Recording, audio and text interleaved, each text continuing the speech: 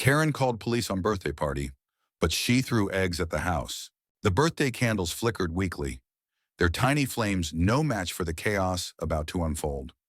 Little Mia, turning 10, stood wide-eyed in her sparkly pink dress, clutching a balloon as her mother, Sarah, tried to salvage the moment with a forced smile. Across the fence, Karen's piercing glare cut through the festive hum like a knife. Sarah had spent weeks planning Mia's party in their modest suburban backyard. Streamers danced in the breeze, a homemade cake sat proudly on a checkered tablecloth, and a dozen kids giggled as they played tag. The music was soft, barely audible beyond the yard, but Karen, the neighbor who seemed to thrive on complaints, had already decided it was too much. She'd been watching from her porch, her lips pursed, her phone already in hand. Sarah noticed her but brushed it off. Karen was always grumpy. Surely she wouldn't ruin a child's birthday. But Karen had other plans. She'd been simmering for weeks ever since Sarah's family moved in. Their laughter, their dog's occasional bark, their very existence seemed to offend her. Today, the music was her excuse. But the truth was deeper. Karen hated anything she couldn't control. By noon, she was on her third call to the police, her voice dripping with exaggerated distress. "It's a disturbance, loud music. Screaming kids, unacceptable," she snapped, pacing her pristine lawn. Inside the party, Sarah was oblivious to the brewing storm. She was too busy refereeing a piñata game, laughing as Mia swung blindly at the papier-mâché star. The kids' squeals filled the air, and for a moment, everything felt perfect. Then, a sharp crack split the joy. Sarah spun around to see a raw egg splatter against the side of her house, yolk oozing down the white siding. Another followed, then another, each one hitting with a sickening thud.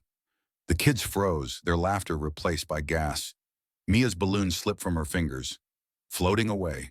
Sarah's heart sank as she spotted Karen standing at the fence, a carton of eggs in one hand, her phone in the other, a smirk curling her lips. "You think you can ruin my peace," Karen shouted, hurling another egg. It missed the house and hit the table, smashing a plate of cupcakes. Sarah's husband, Tom, stepped forward, his fist clenched but his voice steady. "Karen, stop it. This is a kid's party." Karen laughed, a harsh, grating sound. "A party? This is a nuisance. I've already called the cops. You'll learn to respect the neighborhood." She tossed another egg, this one clipping the edge of the piñata, sending candy scattering into the dirt. Mia burst into tears, and Sarah's blood boiled. She wanted to scream, to storm over and shake sense into Karen, but she held back, shielding Mia instead. The tension thickened as neighbors began to gather. Drawn by the commotion, some whispered, others recorded on their phones. Among them was Mrs. Lopez, an elderly widow who rarely left her house but had a reputation for knowing everyone's business. She stood quietly, her cane tapping the ground, her eyes narrowing as she watched Karen's tirade. Sarah didn't notice her. Her focus was on keeping the kids calm, but Mrs. Lopez was already piecing together a plan. Karen's egg-throwing spree continued, each projectile a declaration of war. The cake was now a gooey mess, the tablecloth stained, and the house's siding looked like a Jackson Pollock painting gone wrong. Sarah's composure cracked. "You're ruining my daughter's birthday," she yelled, her voice raw. "What's wrong with you?" Karen didn't flinch. "Maybe you should have thought about that before blasting music," she retorted, tossing another egg that splattered across Mia's birthday banner. Tom dialed the police himself, his voice shaking with anger. "Our neighbor is vandalizing our property," he said, glaring at Karen. She scoffed, undeterred, as if daring them to challenge her. The kids huddled behind Sarah, some crying, others whispering in fear. The party was in ruins, and Sarah felt a pang of guilt for not anticipating Karen's wrath. She'd heard the rumors, Karen's complaints about barbecues, dog walkers, even kids riding bikes, but she never imagined it would come to this. Then came the twist no one saw coming. Mrs. Lopez, who'd been silent until now, hobbled forward, her cane clicking against the pavement. "Karen," she called, her voice sharp enough to cut through the chaos. Every head turned. Mrs. Lopez wasn't just the nosy neighbor, she was the unofficial historian of the block, and she had dirt on everyone. "You might want to stop before you embarrass yourself further," she said, her tone icy. Karen froze, the egg in her hand trembling. "Mind your business." "Old lady," she snapped, but her bravado faltered. Mrs. Lopez raised an eyebrow. "Oh, I know your business. Karen, like that time you borrowed my garden tools and sold them at a yard sale, or when you lied to the HOA about my roses to get me fined."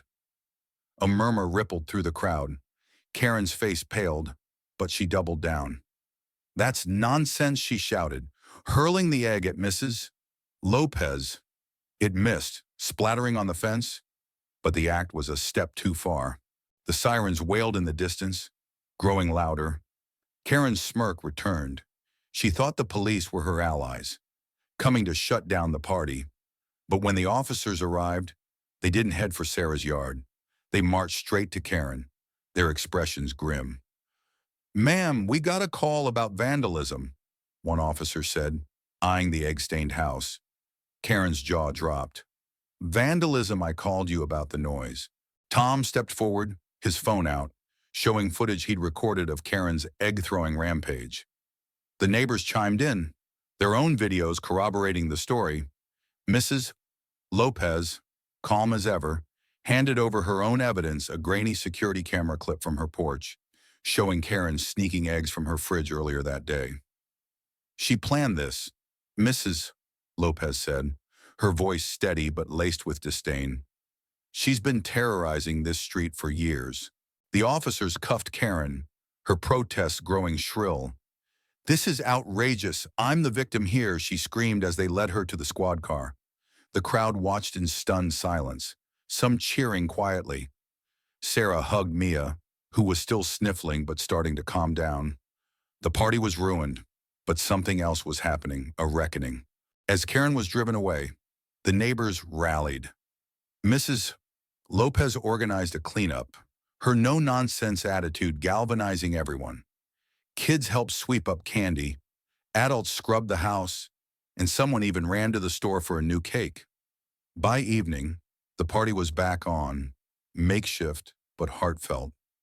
Mia blew out her candles, her smile tentative but real.